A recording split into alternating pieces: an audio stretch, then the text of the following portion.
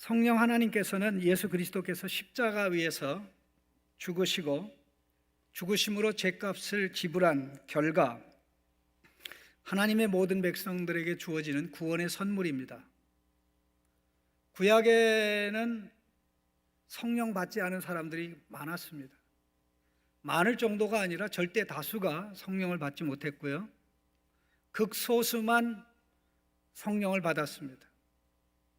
그 성령 받은 사람은 신정왕국의 직분을 맡은 자들입니다. 왕, 제사장, 선지자.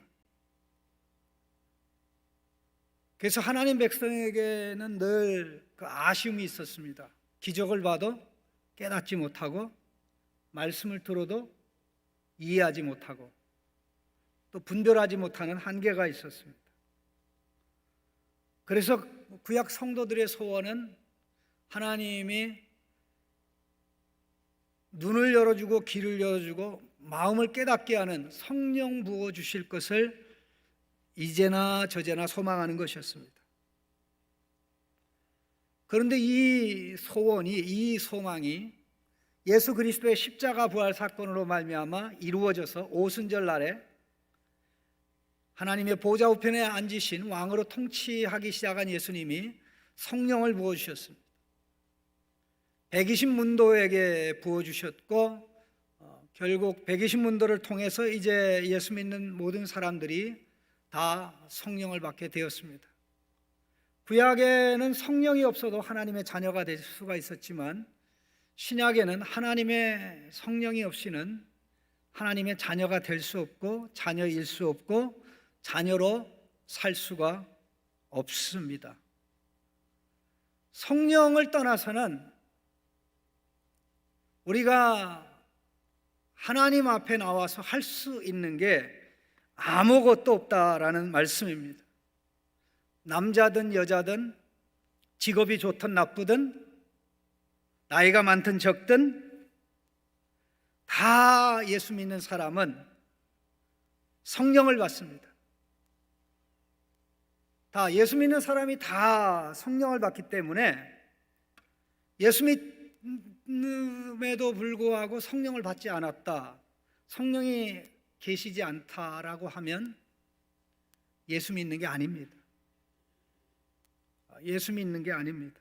예수 믿는다고 자기는 생각할 수 있겠지만 예수 믿는 것은 아닙니다. 그 상태에서는 언젠가는 하나님에게서 떠나가게 될 것입니다.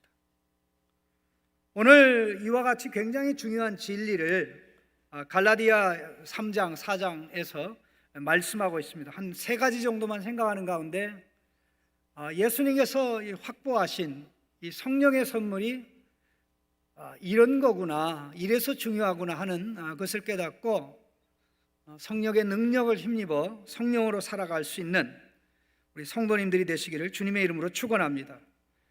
첫 번째 기억을 해야 될 것은 하나님의 아들 예수 그리스도를 믿는 자는 성령을 받는다는 것입니다. 오늘 본문 말씀을 보시면 3장 1절은 예수님의 십자가를 언급하고 있습니다. 그리고 2절, 3절은 믿는 자가 성령 받은 것을 언급하고 있습니다. 1절은 예수님의 십자가 사건, 2절, 3절은 예수 믿는 자가 성령 받은 것. 이건 뭘 의미합니까? 예수님의 십자가와 믿는 우리가 성령 받은 것이 연결되어 있다는 것입니다. 예수님의 십자가의 죽음이 원인이라면 그 십자가에 달린 예수님을 믿는 자들에게 하나님께서 성령을 주신다는 거죠. 그런데 우리가 여기 눈여겨보아야 될 중요한 말씀이 있습니다. 어리석도다 갈라디아 사람들아, 물론 원문에는 오 어리석은 갈라디아 사람들아, 누가 너희를 꾀더냐? 너희 눈앞에 예수 그리스도께서 십자가에 못 박히신 것이 밝히 보이는도다.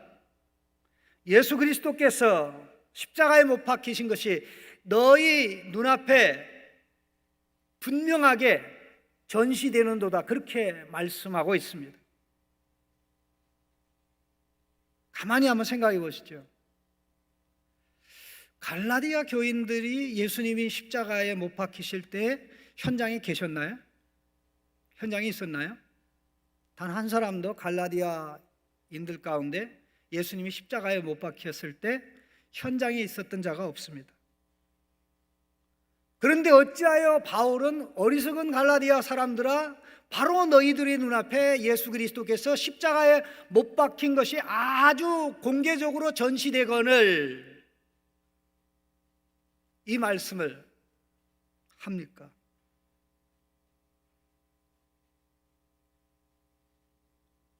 바울도 예수님이 십자가에 못 박혔을 때 예수님을 조롱하는 무리들과 함께 있었는지 없었는지 알 수가 없습니다.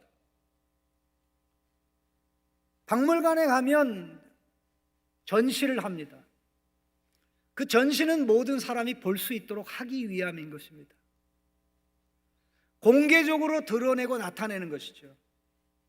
그런데 갈라디아 교인들의 눈앞에 예수 그리스도께서 십자가에 못 박히신 것이 분명하고 명확하게 공개적으로 전시되고 있는데, 어리석은 갈라디아 사람들아, 누가 너희를 속여서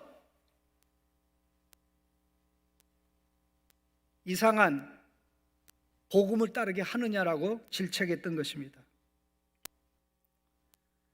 현장에 있지도 않은 그들이 어떻게 그들의 눈앞에 예수님이 십자가에 못 박힌 것이 아주 분명하고 명확하게 드러납니까? 바로 이런 일을 하신 분은 성령님이십니다.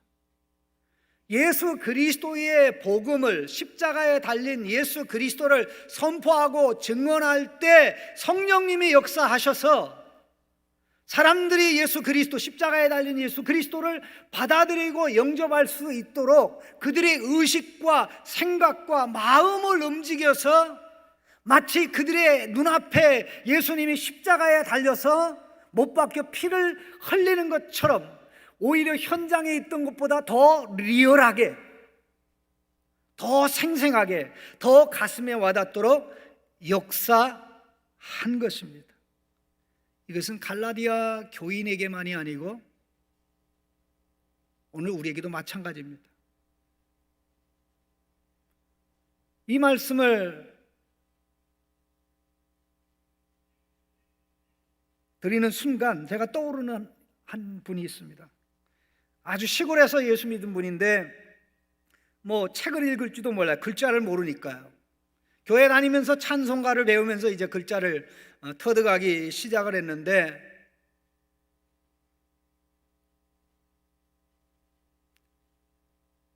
이 할머니가 그 예수님이 십자가에 달려서 피를 흘리는 모습을 보고 막 흐느껴 우는 거예요.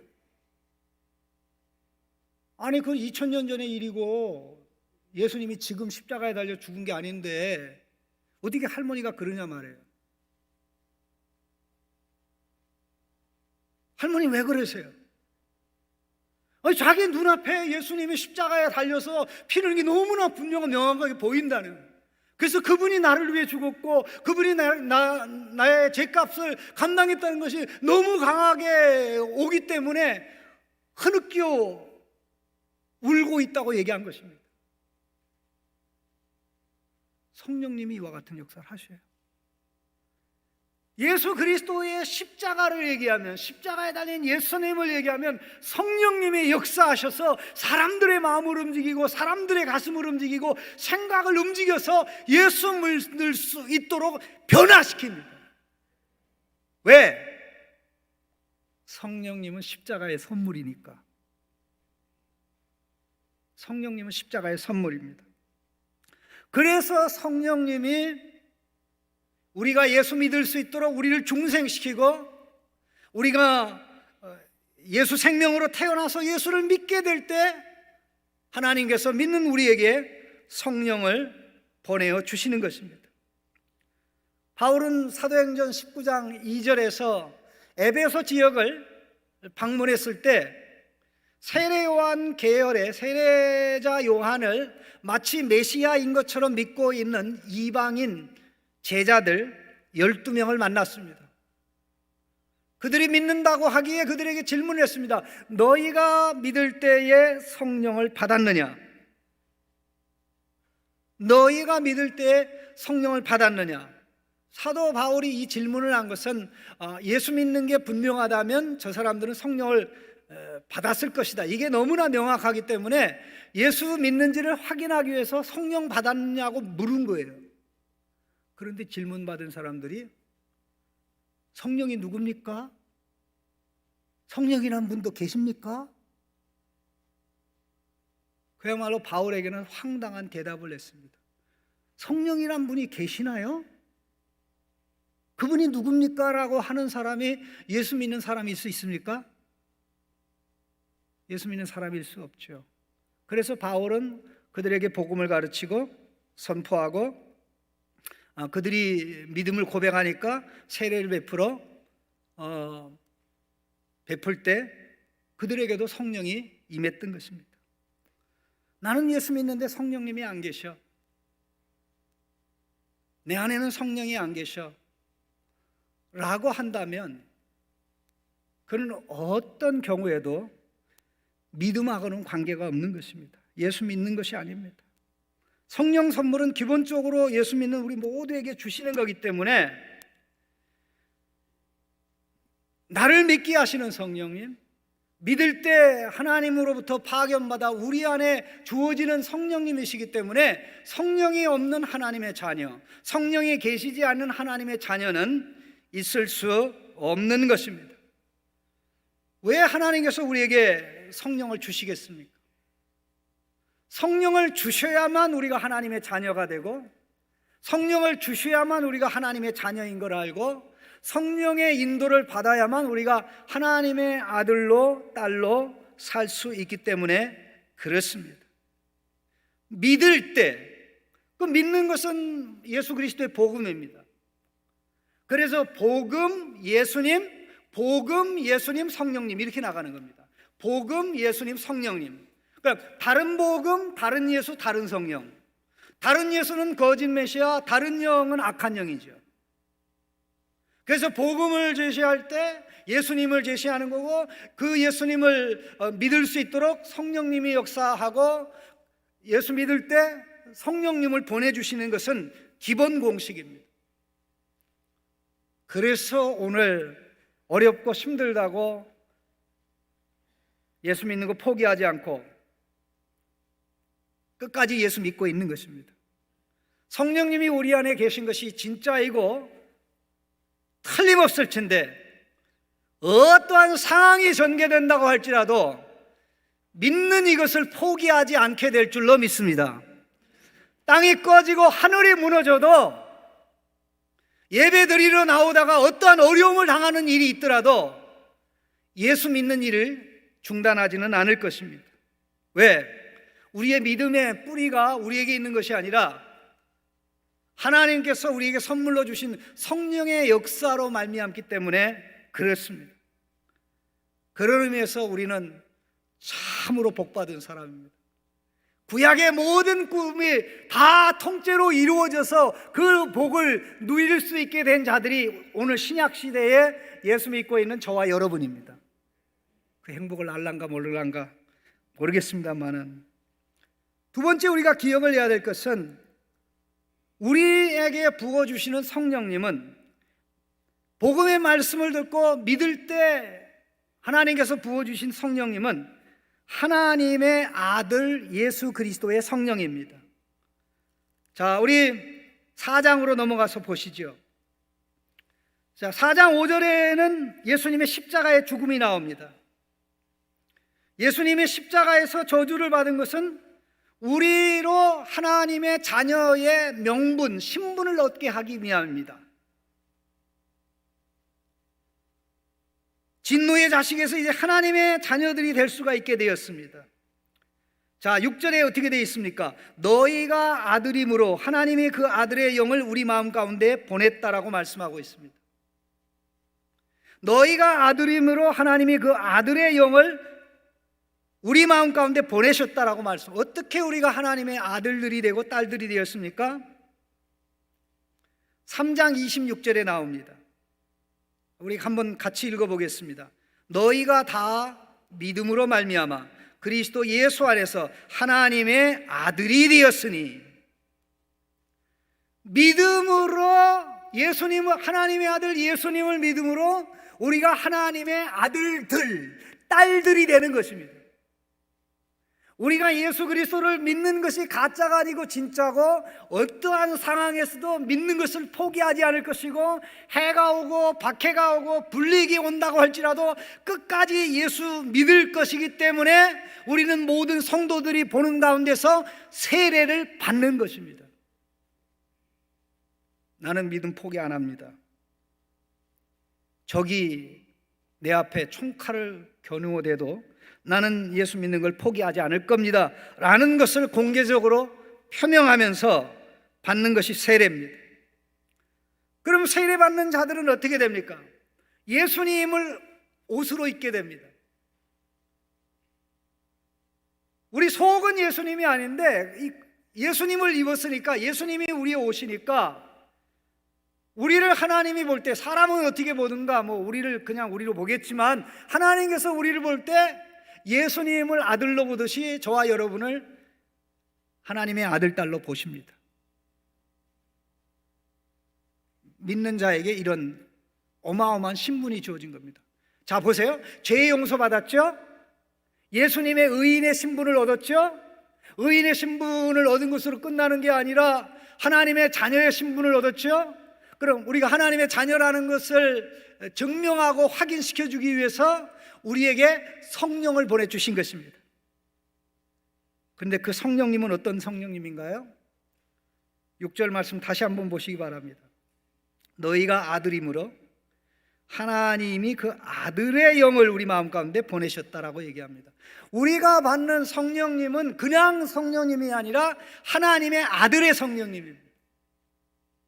왜 아들의 성령님입니까? 하나님의 아들 예수 그리스도 속에 역사하셨던 성령이요, 하나님의 아들 예수 그리스도로 하여금 아들의 삶을 살게 하신 성령님이요, 하나님의 아들 예수 그리스도로 하여금 우리를 하나님의 아들, 딸 만드는 데 필요한 모든 것을 하게 한 성령님이기 때문에 그렇고, 더 나아가서 그 십자가의 선물이 하나님의 아들의 구원사역의 완성이기 때문에 우리가 받는 성령을 아들의 성령이라고 얘기하는 것입니다. 그러니까 그 성령을 받으니까 그 성령님이 우리 안에서 너는 하나님의 딸이야, 하나님의 아들이야. 누가 뭐래도, 환경이 아니라고 해도, 힘들고 어려운 것이 아니라고 해도, 또 사단과 제약이 아니라고 해도 너는 예수님 때문에 사랑받는 아들이야, 딸이야, 예수님 자격으로 인정받는 하나님의 아들이야, 딸이라고 성령님께서 깨우쳐 주십니다. 확신하게 하십니다. 그리고 그 확신을 힘입어, 그 역사를 힘입어 우리가 하나님의 자녀인 것을 확신하고 또 기뻐하는 것입니다. 그래서 로마서 8장 15절 16절에 보면, 특별히 16절 말씀에 보면 이런 내용이 있습니다. 성령이 친히 우리 영과 더불어 우리가 하나님의 자녀인 것을 증언하시나니, 성령과 우리의 영, 성령과 우리의 거듭난 영이 하나같이 우리가 하나님의 자녀인 것을, 성령님이 우리에게 가르쳐 주니까 우리가 하나님의 자녀라는 확신을 가지게 되고, 아, 사랑받았구나, 예수님이 하나님의 자녀인 것처럼, 자신 것처럼 내가 하나님의 자식이구나, 나 예수님처럼 하나님의 자식답게 살아야지라는 감격과 기쁨이 우러러 나오는 것입니다. 이 내용을 좀 더 구체적으로 말씀드리면 이렇습니다. 아들의 영을 우리 마음에 보내주셨는데, 우리 마음에 오신 성령님은 우리 마음 속에서 무엇을 하고 계십니까? 4장 6절에 너희가 아들이므로 하나님이 그 아들의 영을 우리 마음 가운데 보내사 아빠 아버지라 부르게 하셨느니라. 아빠 아버지라 부르게 하셨느니라. 여기서 아빠, 아버지라 부르게 하셨다는 말씀은 정확한 표현은 아닙니다. 원문을 제가 그대로 번역해 드리면 아빠, 아버지라 부르고 계시느니라. 우리 마음속에 보냄받은 하나님의 아들의 영 성령님이 우리 마음속에 오시자마자 그때부터 지금까지 변함없이 한결같이 하나님을 향하여 아빠, 아버지, 아빠, 아버지, 아빠, 아버지, 아바, 파더, 아빠, 아버지라고 부르짖고 계신다는 것입니다. 너무나 많은 분들이 갈라디아 4장 6절의 이 말씀을 아빠, 아버지라는 것을 보면서 아빠, 아버지라 부르게 하셨느니라. 아빠, 아버지라 부르게, 누구를 아빠, 아버지라고 부른 겁니까? 성령을 받은 우리로 하여금 아빠, 아버지라고 부르게 했다라고 이해를 하는데 원문은 그런 뜻이 아닙니다. 원문은 그런 뜻이 아닙니다. 성령 하나님께서 우리 마음속에서 하나님 아버지를 향해, 하나님을 향해서 아빠, 아버지, 아빠, 아버지, 아빠, 아버지라고 부르짖는다는 것입니다. 여기 엄청난 미스테리가 들어있습니다. 엄청난 구원의 신비가 들어있습니다. 말로 다 할 수 없는 위대한 신비가 들어있습니다. 가만히 생각해 보시죠. 예수님과 아들 하나님과의 관계는 아버지와 아들의 관계입니다. 그러나 성령님과 아버지와의 관계는 아버지와 아들의 관계가 아닙니다. 하나님 아버지와 예수님이 부자지간의 관계라면 성부와 성령님도 부자지간의 관계가 아니라는 것입니다. 만일 그렇다면 예수님이 첫째 아들이 되겠고 성령님이 둘째 아들이 되겠네요. 이 말도 안 되는 얘기입니다.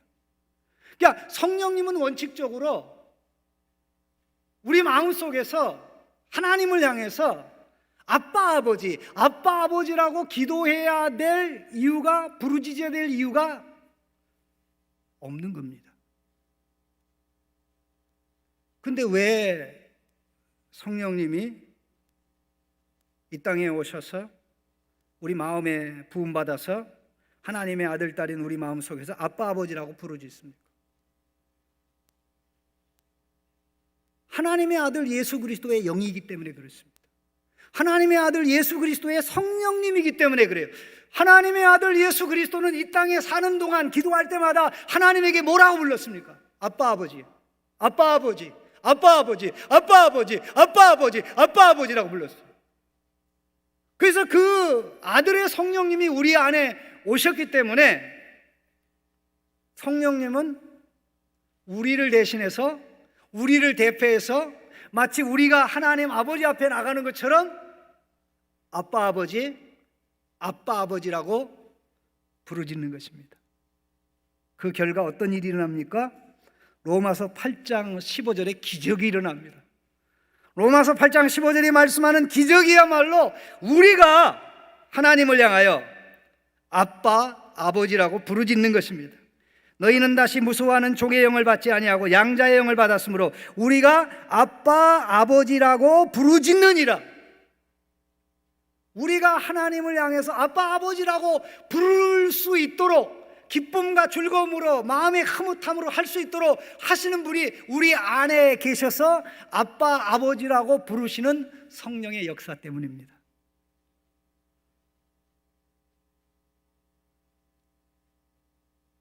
한번 아이들한테 물어보시죠.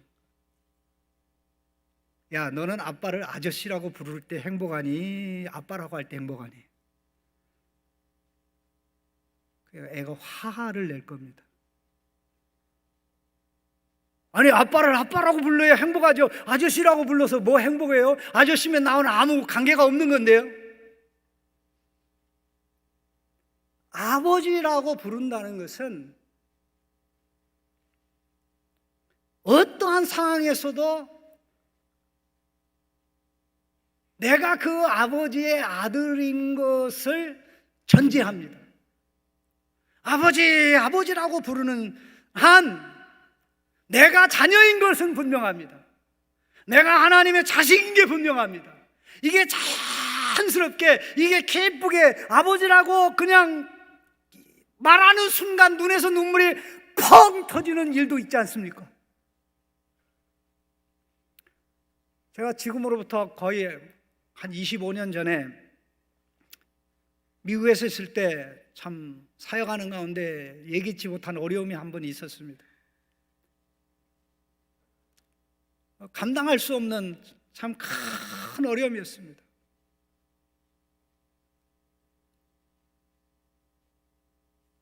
해결할 방법도 없고, 또 사람들이 그 방식으로 해결하자고 하면 그 문제의 파장이 커서 저한테 고통을 준 분이 참 너무나 어려운 상황에 직면하기 때문에 저는 그걸 원하지 않았습니다.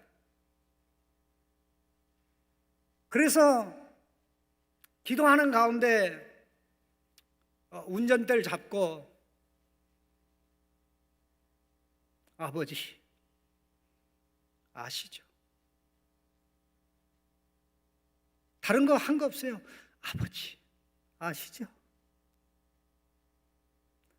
이 한마디 아버지 아버지라는 이 한마디를 하는 순간 눈에서 눈물이 비오듯 쏟아내리는데 사고 날 뻔했습니다.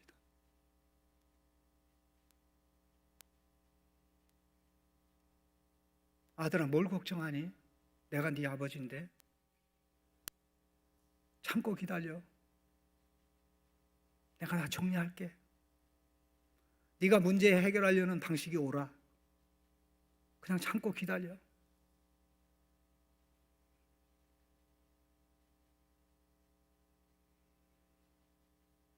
내가 내 가슴 속에 아버지라는 단어가, 아빠 아버지라는 단어가 아주 자연스럽게 기쁘게 즐겁게 어떤 다른 단어보다도, 어떤 다른 호칭보다도 자연스럽게 나온다는 것은 내가 아버지의 사랑을 받았다는 것이고, 내가 아버지를 사랑한다는 것이고, 아버지와의 관계가 예수님 때문에 나와 친밀하다는 것을 보여주는 증언이며 간증입니다. 우리가 이게 없이 살아간다면, 하나님을 아버지라고 부르는 게 거부가다면, 그럼 우리가 누구란 말입니까? 마귀 자식이란 말입니까? 하나님이 우리 아버지가 아니면 우리가 누구란 말입니까? 그래서 가장 자연스러운 단어가, 가장 자연스러운 호칭이 예수 그리스도의 성령이 아빠 아버지로 부르니까 우리도 그 기도의 영향을 받아서, 호칭의 영향을 받아서 아빠 아버지. 하나님이요, 좀 안타까우시는 게 있습니다. 우리가 기도할 때 하나님 아버지를 향해서 아버지라고 안 하고 주여. 예수님에게는 주님이라고 부르는 거고요, 예수님은 주님이라고 부르는 거고, 하나님은 아버지라고 부르는 것입니다. 우리 좀 바꿉시다. 예수님은 주님이라고 부르는 것이고 하나님은 아버지라고 부르는 겁니다. 예수님에게 갖다 붙여야 될 거를 이 하나님 아버지에게 갖다 붙이면 안 된다는 거죠. 아버지를 부르는 기쁨, 감격, 이게 구원의 선물 성령을 받은 우리만 누리는 기쁨이요, 우리만 누리는 특권인 줄로 믿습니다. 그래서 한번 잘 돌아보시기 바랍니다. 기도할 때 내가 하나님 아버지께 주님이라는 표현을 더 많이 쓰나, 아니면 아버지란 말을 더 쓰나, 한번 가만히 조사해 보세요. 그러면 제가 말한 대로 아버지라는 말을 하는데 되게 인색하다. 그리고 아버지한테도 주여. 그러니까 우리가 자식으로 누리는 기쁨이 그만큼 줄어드는 것입니다. 지금도 하나님께서는 우리에게 성령을 공급해 주고 계십니다. 갈라디아 3장 말씀 보시죠. 3장 5절 말씀입니다. 너희에게 성령을 주시고 너희 가운데 능력을 행하시는 이의 일이, 너희에게 성령을 주시고 너희 가운데 능력을 행하시는 이라고 말씀하는데, 이 말씀의 정확한 뜻은 하나님께서는 지금도 우리에게 성령을 주시는 분이라는 겁니다. 물론 예수님을 통해서 우리에게 주시는 것이죠. 이미 우리는 성령을 받았습니다. 2절 말씀에 예수 처음 믿을 때 성령 받았어요. 그런데 예수 믿은 지 오래 시간이 많이 지났는데 지금도 우리에게 성령을 주셔요. 왜? 성령 받는 만큼 아들 노릇할 수 있어요. 성령 받는 만큼 신나게 살 수 있어요. 성령의 인도를 받는 만큼 하나님이 기뻐하는 아들과 딸의 삶을 살 수 있습니다. 그런데요, 처음에 성령 받는 방법도 믿음으로, 지금 성령 받는 방법도 믿음인데, 말씀을 받을 때, 말씀을 믿음으로 받아들일 때, 말씀을 믿음으로 받아들일 때 성령을 주시고, 또 말씀 받아들일 때 성령 주시고, 또 말씀을 믿음으로 받을 때 성령 주시고, 그래서 아들의 기쁨, 자녀의 기쁨, 예수님의 하나님으로 받는 사랑을 내가 느끼면서 나도 사랑받는 아들로 딸로 살겠습니다, 성령님 인도해 주세요, 이렇게 나가는 겁니다. 그런데 우리가 신앙생활 하면서요, 시간이 가면 갈수록 자신감이 붙고, 시간이 가면 갈수록 하나님 앞에 도움을 구하는 사람도 많은데 나는 하나님한테 도움 구하지 않고 살아야지. 하나님, 저는 도움 덜 받겠습니다. 다른 사람, 하나님 도움 필요한 사람 많으니까 그 사람들 많이 도와주세요. 하나님 저 필요한 거 없어요. 제가 잘 할 테니까 그냥 잘 지켜봐 주시고 잘할 때 박수 쳐주세요. 그런 거 참 아주 기특한 자녀처럼 보이는데 전혀 기특한 게 아닙니다. 전혀 기특한 게 아닙니다. 우리 스스로 하나님의 자녀의 삶을 살지 못합니다. 성령님이 도와주셔야 돼요. 성령님의 지혜와 능력이 있어야 돼요. 그래서 성령을 지금도 주시고 하는데, 그냥 주시는 게 아니라, 잠잘 때 주시는 게 아니라,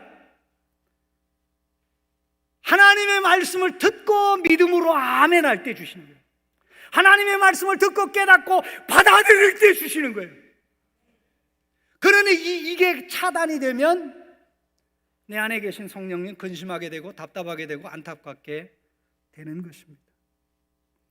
성령으로 우리는 예수 믿을 수 있게 되고, 예수 믿을 때 하나님의 자녀라는 것을 입증하는, 증언하는 성령님을 주시고, 우리가 자녀로 살아갈 수 있도록 성령의 지혜와 은혜가 오늘도 우리가 믿음으로 반응할 때 주시는 것입니다. 그래서 우리가 새하늘과 새 땅에 갈 때는 영구적으로 성령 충만한 하나님의 아들, 딸들이 됩니다. 아니, 새하늘과 새 땅에 가서도 성령이 필요한데 이 땅에서는 얼마나 더 성령이 필요합니까? 말씀 뵙겠습니다. 이 모든 선물, 예수님이 십자가에서 확보하여 우리에게 주는 선물인데, 이 성령님과 관계가 어그러지고 이 성령님이 없어도 되는 것처럼 살아가는 성도가 아니라, 한순간도 성령님의 도움을 잊지 않고 도움을 구하면서 말씀을 받아들이고 반응하며 믿음으로 살아가는 성도님들이 되시기를 주님의 이름으로 축원합니다. 하나님 감사합니다. 이 말씀 가슴에 담고 한순간도 성령을 떠나서 살지 않게 하시고, 성령의 이끌림 받아 자녀의 기쁨, 자랑, 즐거움, 자녀의 삶을 살아가게 하여 주옵소서. 예수님의 이름으로 기도합니다.